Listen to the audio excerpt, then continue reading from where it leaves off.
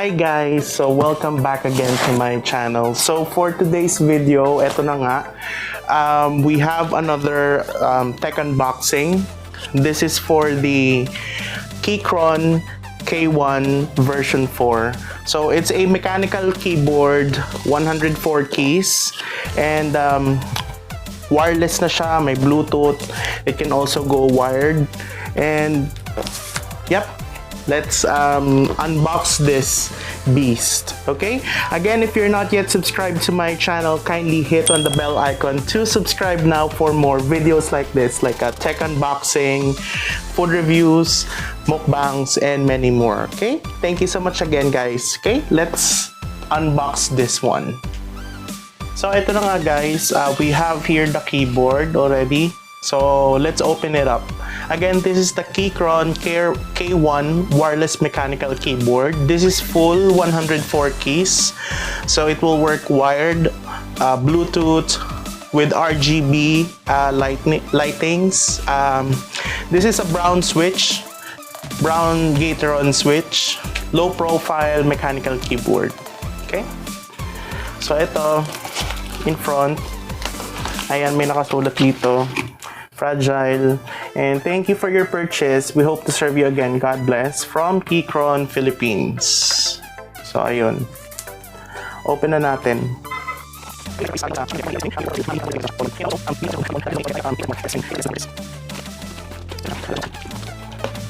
Okay, so we have here the official receipt. Ayan, 5271. May warranty siya. I think may warranty siya eh. But I'll ask the seller. So ito na nga siya.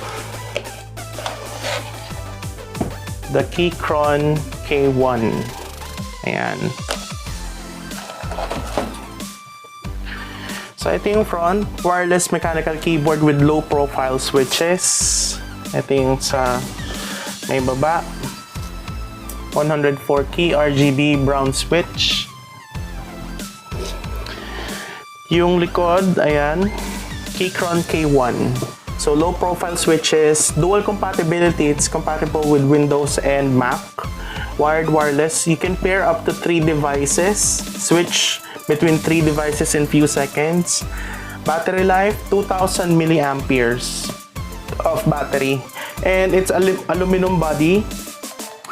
Light effects, 15 plus light effects to switch from. So ayun. Sa left and right, wala naman nakalagay. So, let's open it up.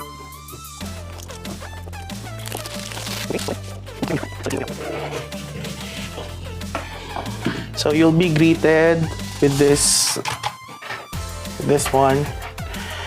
And then, we have the keyboard. So, on the right side, we have the USB-C to USB-A cable. We have some extra switches. I believe yung naka-default dito is it's the Mac keys. These are for the Windows keys. We have a keycap puller. So if you'd like to change the keycaps, ayan, keycap puller. And basically that's it. We have the keyboard here na. Ayaw niya magpakuha. Ikot siya doon. There. Ito yung keyboard. Some manuals. Ayan. And ayan. Ito yung 87 keys. Okay. Ayan siya. Some instructions. So ito, ipapalitan mo ng Windows key kasi naka-option command option siya dito imbes na yung Windows icon and Alt button. Ayan. So, let's open the keyboard. Wow.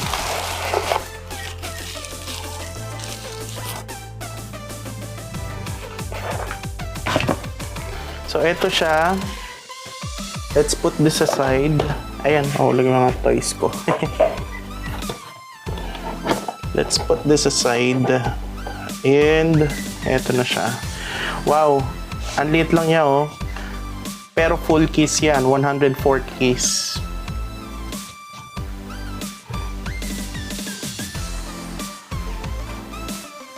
So I'll try it first. Open muna natin siya, okay?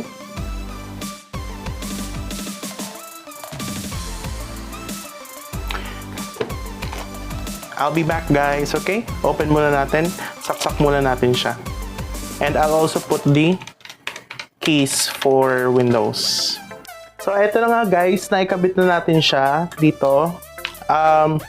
Right now, gagawin natin is, we'll turn it on muna and we will replace the keycap from this command and option button to the Windows and Alt button for Windows. So open muna natin dito sa taas. Ayan, meron dito yung Type-C port, the off button, Bluetooth to the right, and to the left is kapag naka-cable.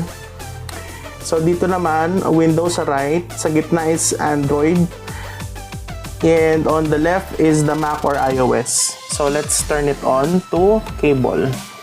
Ayan siya. Wow. Ganda niya, no? So we have the keycap puller here. Palitan muna natin ng keys. Since yung gagamitin ko ngayon is Windows.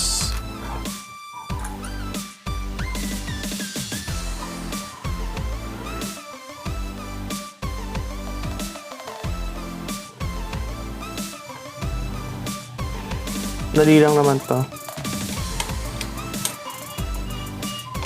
Ayan. So, na-pull out natin yung command button. So, we'll put here the Alt key. So, ayun na nga guys. Napalitan na natin yung mga keys niya kasi naputol pala yung video kanina. Now, ayan. So, naka-Windows and Alt key na siya instead of the command and option button from Mac. So, ngayon pinapakita ko na is yung mga different key patterns or light patterns niya. Ayan. Ganda niya. Sarap pindutin. There. Gusto nyo, white lang. Or kung ano lang yung pinipindot nyo. Ayan. Gusto nyo ganyan. There. Ito parang rainbow effect. Ito parang nag-fade out. Ayan.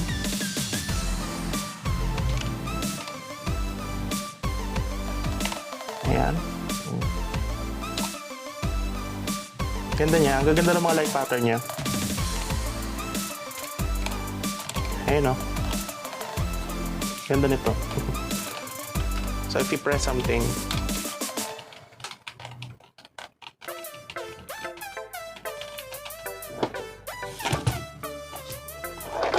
iilaw siya.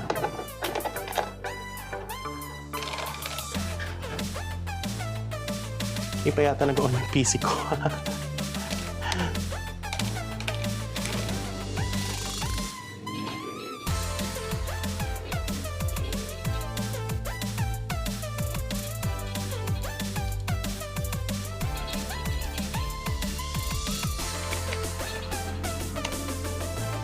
Ayan, o, ibang light pattern. Ganda niya.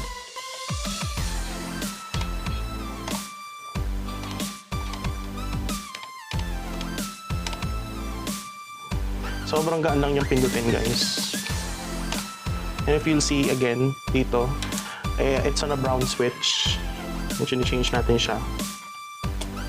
Ito. Ayun o, brown switch. So, also, if titignan nyo, ayun o, parang may mga spacing talaga from the switch. Sa ilalim niya, ayan, wala, normal. Alam nyo, ang kulang-kulang dito is yung parang kickstand niya. Parang kung gusto nyo mas mataas yung keys, makikita nyo. On the left and the right side, wala naman nakalagay. Sa top, ayun nga, Nandito yung mga buttons to turn off or Bluetooth mode or wire mode yung keyboard.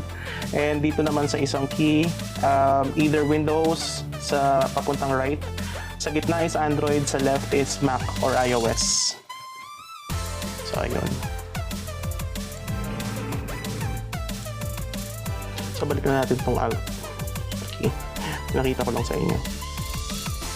So ngayon naman, paparinig ko sa inyo yung typing niya. Okay?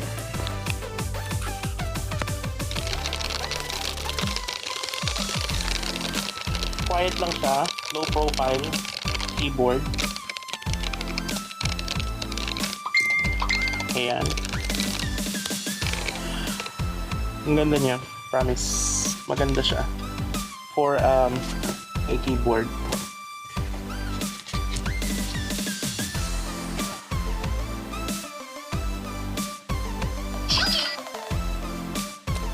So, by the way, yung backlight types niya is 18.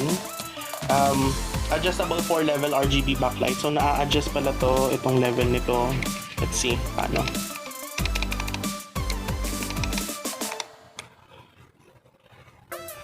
Na-adjust daw siya.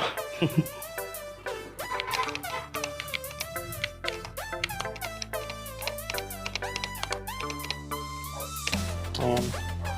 Pero in terms of typing, quiet type lang siya kasi nga low profile lang siya, itong keyboard na to. Ayaw na magbukas ng computer ko. Ayun, I saw the warranty. It's 1-year product warranty. Ayan, kasama siya. Ito again siya, yung itsura ng keyboard. This is again the Keychron K1 version 4. 104 keys version. So maraming version kasi ito dun sa Keychron shop. Merong 87 keys lang without the number buttons. Pero yun na nga, maganda siya talaga. So ayun na nga guys, thank you so much for watching this video Thank you so much again for watching this video unboxing of the Keychron K1 version 4 Bluetooth mechanical wireless keyboard. So again, if you're not yet subscribed to my channel, kindly hit on the bell icon to subscribe now for more videos like this.